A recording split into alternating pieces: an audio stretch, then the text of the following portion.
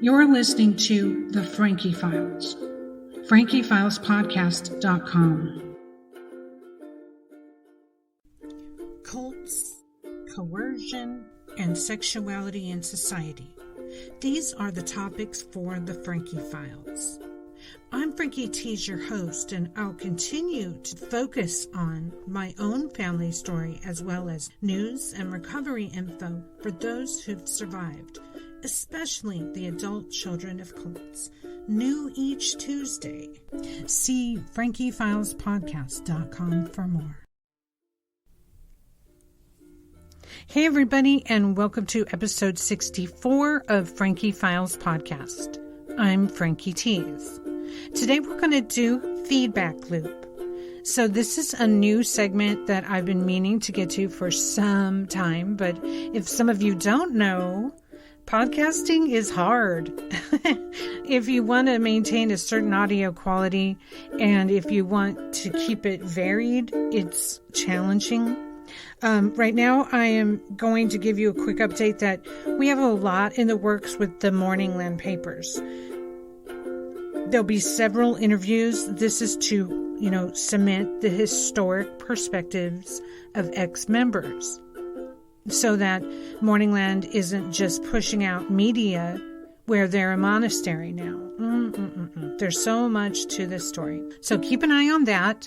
If you hit the landing page for FrankieFilesPodcast.com, you'll see two links, a playlist on Spotify and YouTube of all the Morningland stuff we've done so far. Now, this is third Tuesday, and we usually cover cults.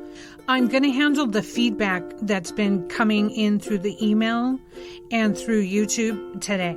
So there's other places we get comments, but that's the ones I'm going to talk about.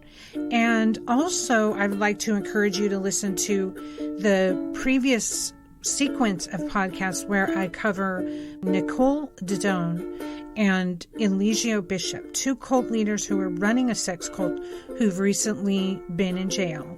And there's a lot there. You can also check out more on the Carbon Nation cult report I did at Hot Takes of a Cult Kid podcast. That's at frankietees.substack.com.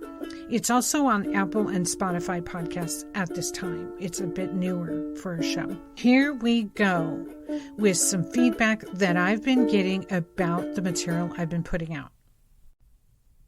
Hi, Frankie. I stumbled upon your podcast through sort of roundabout surfing around on the internet. I'm sure you've heard many stories, but I figure I would just send you mine. I was going to school at Long Beach State and Long Beach City College in '82. My roommate and I lived in a kind of ghetto-y area, and I worked at a restaurant called 4th Street Cafe. I was working one day, and there was a girl there who had an interesting-looking pendant on. She was pretty cute, and I asked her about the pendant because, at that time, it looked like some album artwork from an artist I was a fan of. She said it was the symbol for Morningland. We talked for a few minutes, and then she invited me to a healing session. That was coming up Friday. There was actually a donation requested, but I could be her guest. Anyway, like I said, she was cute and I was 19 or 20, so yeah, I walked down to Morningland since it was right in the neighborhood. When I got there, it was obviously a former church complex or something, and the proceedings started off in a gymnasium room with some music and mingling. They had literature on tables and refreshments. When I saw the refreshments, I just started flashing on Jonestown and decided not to partake. Anyway, people were asked to take a seat, and then kind of a testimonial began. Essentially, people were standing up and expressing pretty much the same sentiments. My life was so screwed up somehow until I met the Queen of Peace, and now everything is good. End quote. If I remember correctly, the woman's name or the leader's name was Sri Donato, and they spelled it with an A at the end. It's Donato. Okay. This segment of the event went on for a little while. During this time, slips of paper were passed out, which were basically information collecting sheets. I think they asked what your phone number was and maybe your birth date. I don't know exactly. After these were collected, the announcer said that the healing session would begin, and the people were sort of ushered into the chapel portion of the complex. If I remember correctly, the lights were a little dimmer, and up at the pulpit area, There was a wicker chair with a basket of roses next to it. On the wall behind the chair were 2 portraits, one of Jesus and the other of a person named Donato the Christ. I'd always been fascinated with the paranormal and cult activity, and generally just the unusual, so my spidey sense went off pretty heavy at this point. After everyone got situated, an announcer said that they were going to begin with some people who had already been to this previous healing session. From my seat in the room, this is what I saw. A woman came out and sat in the chair, and another woman stood to her left, both facing the room. When someone was called up, they would be announced like this: "We would like to welcome the person's name from the tribe of astrological sign." At that point, the person whose name was called would walk up and stand in front of the woman in the chair, Sri Donato. From my seat, I could see that she would hold one of their hands. The woman standing next to the leader would speak to the person. This would go on for a couple of minutes, and then the woman sitting would reach into the basket and grab a rose and place it in the person's hands. Then the person would turn and return to their seat or leave if they preferred. When it was my turn, my name was called along with my astrological sign. Now, it was Friday night, and my birthday was coming up on Monday. I was nervous about this situation and was saying to myself in my head, I'm not going to lose control. I'm not going to lose control. A sort of mantra or affirmation to myself. My guard was up. When I reached the pulpit stage area, I stood in front of the seated woman. She took my hand in hers and looked at the other woman who was standing there. Then the standing woman said to me, "First of all, happy birthday. And second of all, relax. You're not going to lose control." Well, this thoroughly freaked me out. Then the seated woman, Sri Donato, proceeded to wave her free hand over my body, probably an inch or two away. She would do this for a few seconds and then look at the woman standing who would actually do the speaking. I genuinely feel like I was being physically probed or something. It was really weird. I assume this was probably my first psychic reading, and it felt pretty genuine since I could kind of feel her inside of my head. And I'm not one of those mouth breather fanatic believer types. I'm pretty skeptical and level-headed, but there was definitely something going on there. Anyway, after my healing session was done, Sri Donato picked up a rose and placed it in my hand, and the woman standing next to her said that I was welcome to stay for the rest of the healing sessions, or I could leave, whichever I preferred. I returned to my seat for a few seconds and then decided I was going to get the hell out of there. When I got outside, I started walking down the sidewalk, still holding the rose in my hand and a piece of literature from the group. When I got outside, I started walking down the sidewalk, still holding the rose in my hand and a piece of literature from the group. I distinctly remember that when I went to throw down the flower, I could almost not open my hand. I mean, I had to forcibly open it because it was like my arm was just drained of energy. That really freaked me out, and once I threw the rose down, I just booked it home. I only lived 2 or 3 blocks from the complex.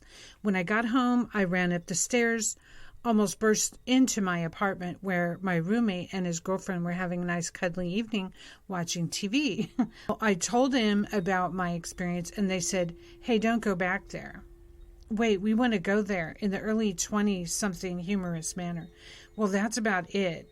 Afterwards, I got a couple of phone calls from people at Morningland trying to get me to come out, but I made a point to make it clear that I was not interested. That's my Morningland experience. I remember Morningland referring to themselves as the first space-age utopian lifestyle, and they had these outfits they wore with some people wearing different colored sashes that designated what department they were from. The music department had a certain color, finance department had a different color and stuff like that. But I do remember when I first showed up and that I was just browsing some of their literature, one of the first things I read when I cracked open the book was this, quote, "Do you have something that you believe in?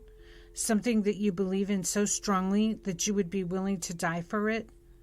End quote. Something to that extent. When I went to work at the cafe the next day, I was prepping salads with one of the owners of the cafe and relating my experience from the night before. And he said, "Oh man, what are you doing there for? You know what those people believe, don't you? They believe a spaceship is going to pick them up at the end of the world." End quote. I never got to the point of finding that information out during my visit to Morningland, but found it pretty interesting.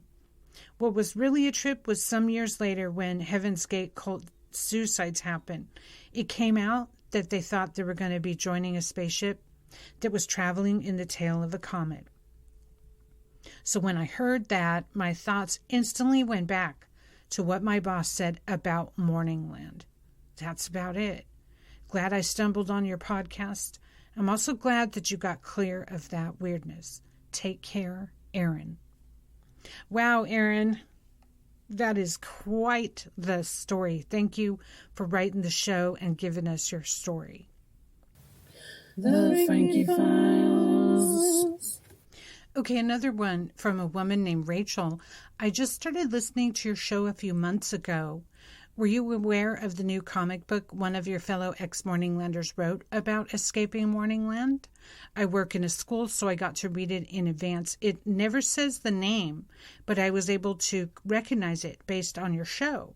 I was curious to hear how accurate it was because they're adding it to our school library. Okay, so the name of the book is Occulted. I did look at the link, and it says that it is out of print. It's by Amy Rose, Ryan Estrada, and Zhangmin Li with amazing comic book artwork. And it says it's out now. It says it's on Amazon. The title is Occulted. So if anyone has information on that, I'd love to hear about that. I'd love to read the book.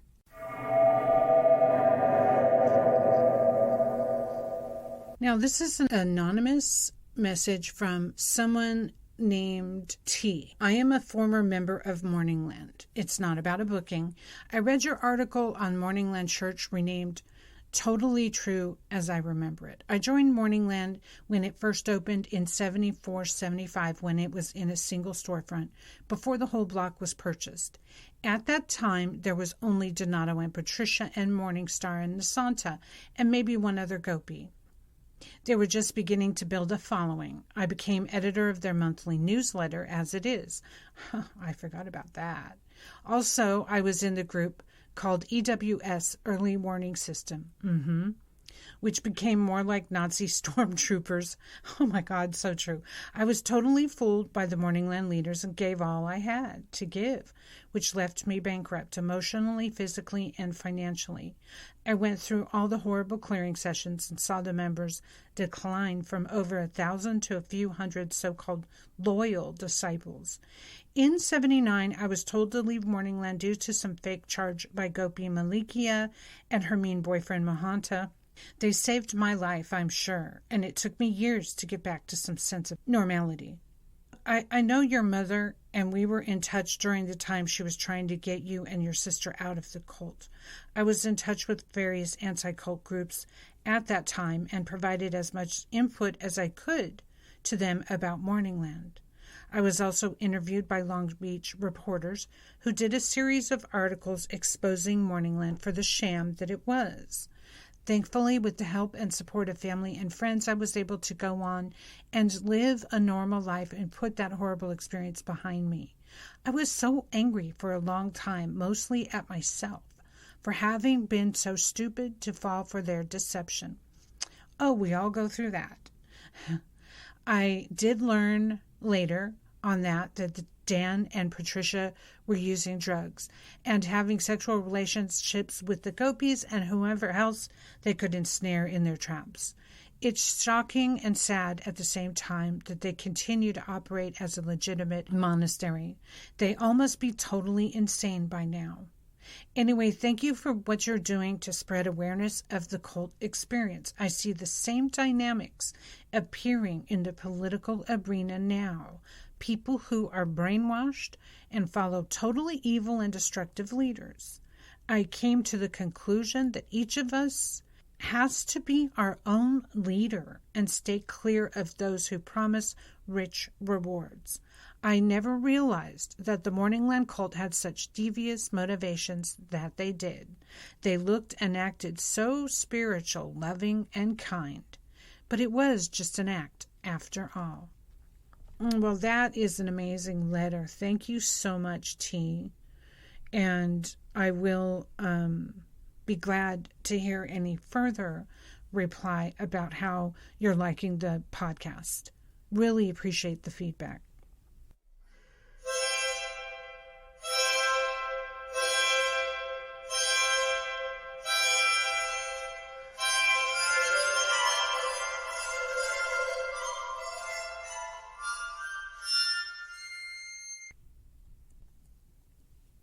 My name is Emma. I'm a cult survivor committed to exposing the systemic abuse happening within Dwell Community Church, Xenos Christian Fellowship.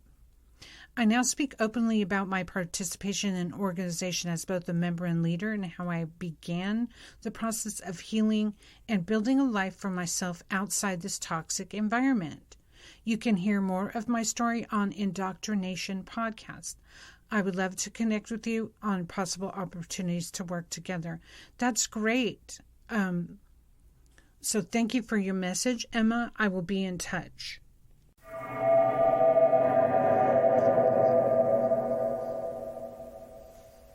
Alex in Tacoma wrote, "Hello, I just listened to your recent episode about adult cult kids. My sister and I are both adult children of re-evaluation counseling, an early offshoot of Scientology." Ugh, that sounds horrible. We've recently found a couple of dozen other adult children of RC and formed a little support group, and that's been incredible. Before this group, my sister and I felt like we were the only people in the world who felt like we did and who had childhoods like ours. Thank you for doing this episode and bringing attention to our stories, which I feel they never get told. Alex, thank you so much. And I agree. One of the reasons I'm committing to adult children of cults on this podcast each fourth Tuesday, but in general, it is a line through every podcast, is that there is so many voices in the cult recovery space. So few of them are cult survivors, and we need to be the loudest. We have that survivor knowledge, as Lifton says. Lifton is the man who created the word brainwashing. And I mean, we have to share our survivor knowledge. It's imperative. So thanks, Alex, for your message, and you're welcome. You're listening to The Frankie Files, frankiefilespodcast.com. Hi, Frankie. Thank you for your podcast. I grew up third generation in a child sex abuse cult. I would love to talk to you. And that's from Michelle. Well, I am so glad to hear that, Michelle. I will be in touch with you to get you going in an interview for the show. Laurel Wolf wrote the show. Oh, damn, Frankie. I just heard your interview on Emancipation Nation, and I'm pissed. You don't know me, but I'm kind of let's all live and get along kind of person. But I want to go stand in front of Morningland and scream at them. Shakur and Saravati and any other controlling, sick assholes were horrible to you and your sister. Damn, I was 18 when I entered Morningland and almost 24 when I was excommunicated against my will. I thought God had just told me I was shit. Again, a word I usually don't use. Remember how they told us, put your hand over the top of your head and feel the connection to Donato upstairs with the Ascended Masters? I was so afraid to check. Sure, I had been disconnected and doomed to be a cork. And I had no idea they were doing this shit to you and your sister, and no doubt others. I'm enraged. If I knew what they were doing, I would have stopped it by bodily force if I had to. You two were just kids. I was barely an adult, but I hope I would have known better back then. I was excommunicated as I chose not to have my tubes tied. I was stopped at the front door to entering the temple on Sunday. Shri, Gyan, and Saravati all in a line, blocking us from entering. I made eye contact with Shri, feeling good about this unknown situation I had just stepped into. When Gyan started at the top of her lungs saying stuff, Shri and Saravati turned their backs to me once Gyan went off. I can't remember now what other than I was to go home and think about my discipleship. I did. I took my teachings and orders seriously, stayed at my mom and dad's on their couch as I shared with disciples my rental, and really thought about what I needed to do. I was told not to talk to any disciple, but I couldn't leave without cryptically saying to my boyfriend Richard I wouldn't be there for a while. Told him from my car, crying, not really explaining, so he was very confused. Anyway, about a week later, I woke up from a dream where you and your sister were singing gloriously. I knew that was the answer I was looking for. I was to continue discipleship. I called the temple and was told, just show up on Monday evening. The story continues there to one of the worst experiences of my life, which I will share with you any time you wish to hear, but really wanted to express my heartfelt sorrow in hearing what was going on in the inner circle. I had no idea about that. Oh, I know, Laurel. I understand. It was opposite of what rules I was following sexually. Abstinence or go to a bar anonymously if you have to. I wouldn't do that. And don't sleep around the temple as you were messing with that person's spiritual growth. Okay, I'm here if you need any more sharing. I just had to let you know, as the anger I felt had to be shared with you. If you are talking with your sister at all, share this email. And I'm sorry, Laurel, I'm not, but that's just what we decided is best. Now she goes on, I think it helps a little to know others truly care. You're right, it does. And would have stopped the abuse. I was physically abused, child and mentally ill brother. And I can speak from experience. It would feel good to hear someone share this kind of not on my watch perspective and protectiveness in retrospect. Laurel. Thank you so much, Laurel. I'm going to be emailing you again so that we can get your interview on the podcast too. Thank you. The Frankie Files.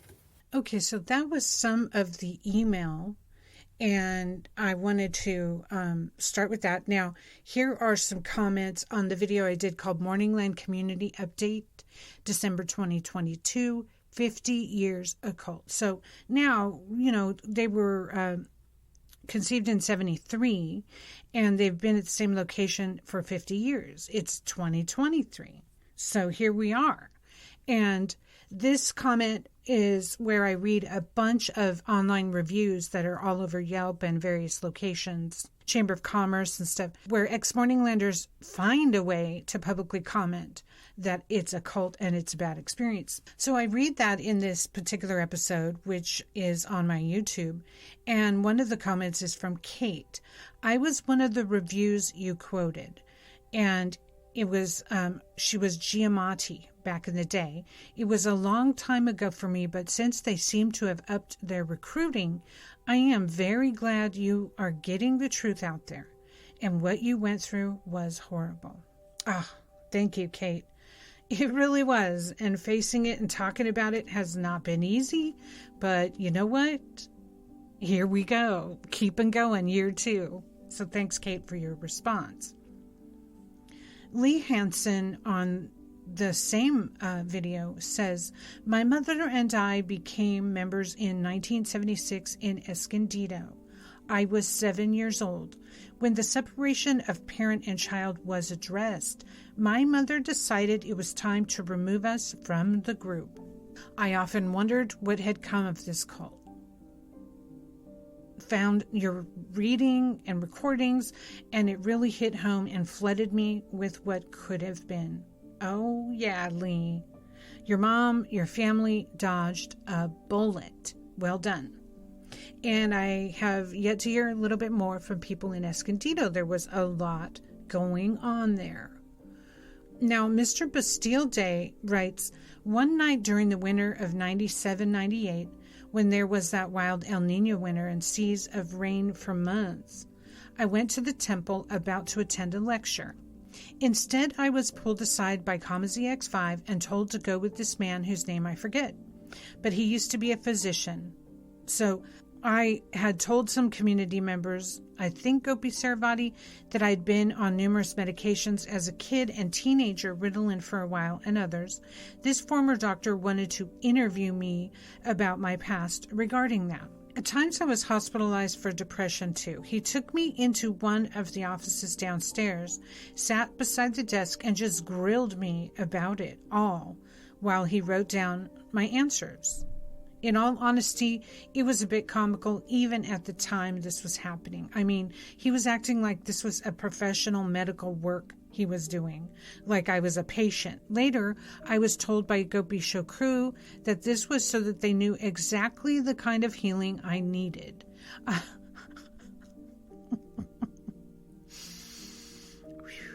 I was told that Sri Donato herself would either read or be informed about my history. I really doubt that. To this day, that night was one of the weirdest experiences I had at the Morningland Temple. Okay, Mr. Bastille Day, it is pretty weird. You had made 2 comments, so let me find the other.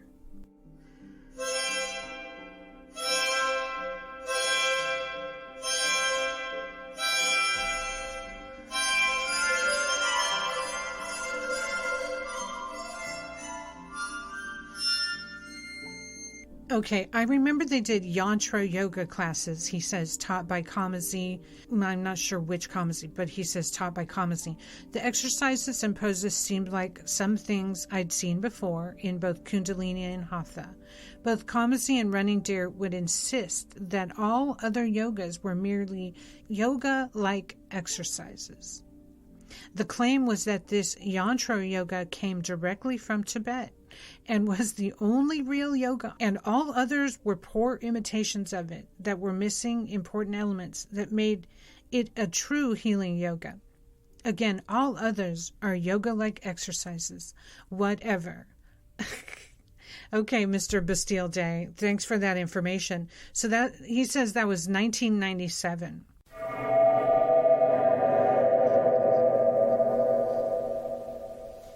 Darla E. was one of the people that I also read her review, and she comments here, I would like to see the place closed down for good.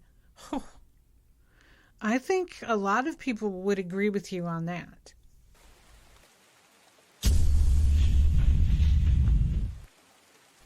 Now, I've been working with journalist Saren Warner. He has thebodyintl.com website, and he exposes obscure cults that are contemporary happening now. And one of the things we worked together on was Profundity Yours. He had done some research, received some calls and emails from concerned members that had just got out about the financial abuse, which is mind-blowing, the amount of financial abuse that's going on there. This is a Texas cult called Profundity Yours. Now, there's Yes G response says, thank you so much for covering this group. Linda is a manipulative, narcissist, aggressive hypocrite. It needs to be stopped. I have first-hand knowledge from the group and have seen how she is. She uses them for her own personal gain, and they just don't see it. She pretends to be all sorts of crazy things, constantly changing her narrative. She's been called out for a lot of stuff too, but she just completely denies anything bad about herself. She yells at people to not do something, then in the very next video, she will do that exact thing herself. She's a lunatic, and so is her convict husband. More people need to see this video, and I will be sharing it. Thank you. And if you're reading this, Linda, or one of her minions, it's over. It's finished. Okay, thank you, Yes G. Please contact me at frankiefilespodcast.com. Darla also comments there, thanks, it's coming together now. I really appreciate you talking about this cult. I had my own experience that almost took me out. Yeah, Darla, Profundity Yours is a New Age cult a lot like Morningland. They're doing the same crazy tricks. You guys, if you just Google Profundity Yours, you'll see.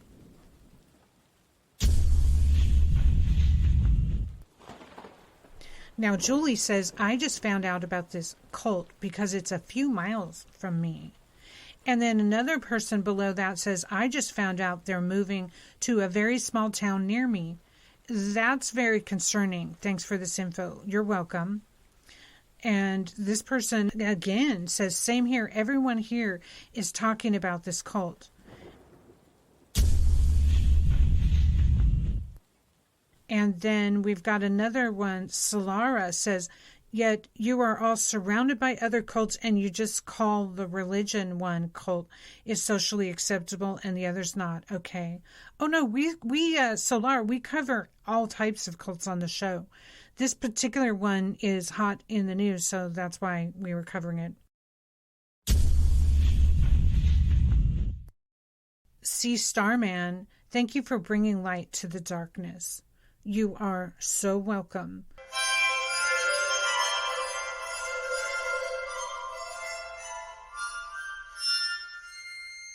And then let's see, there was someone named Zari that said, why does the female leader of the community have a picture with a turtle? There's a picture on the internet. What is it? Thank you. Well, you guys, I made a video. You know what? I'm going to play it for you now. Okay, this is a video I made on my TikTok. Hi, I'm Thinis. I'm a tortoise that Morningland used to try to soften their image, and I'm here to speak up. I never consented to be worshipped or to have books written about me, and I certainly saw no profit. This is animal abuse. Shri, Patricia, Shri Donato, you used me. I still live on in infamy and blogs and articles, and you must cease and desist. Tortoise worship is unacceptable. I've returned to clear my name. I'm Thinis, and I'm still here.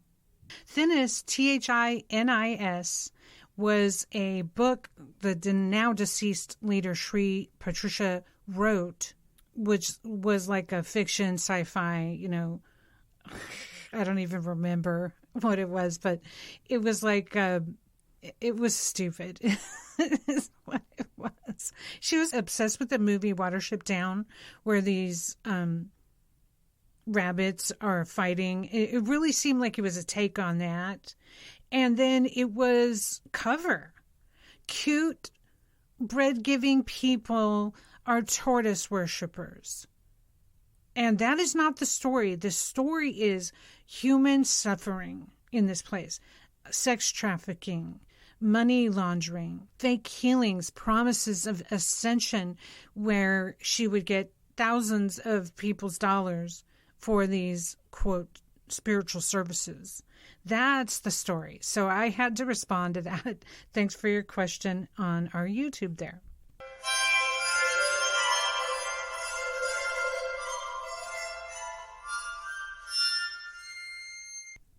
Okay, there was another comment on the Profundity Yours video. She is not fascinating about Linda Good McGillis. She's a low-life, drinking, smoking, cannabis, and tobacco. Unreal. She is nothing but a narcissist, manipulative hag by Sherry. Thanks for your comment there, Sherry. Wow. And then another one, Sherry says on a different video, a sage? Are you kidding me? Christus bullshitta. Now, that's funny because she calls herself Christo Sophia, because she's a walk-in alien. She has the original DNA of humans. This is really going on. And this is one of our episodes you guys got to check out on the feed.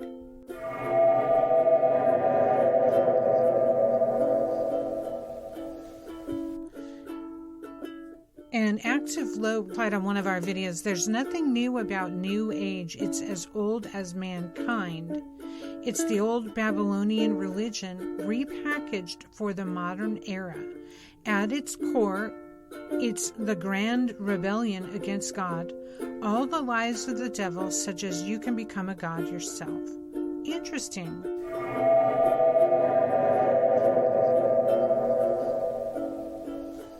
So this was about the replies I've gotten for Frankie Files podcast that were some I wanted to put on air. And I thank you guys for that feedback.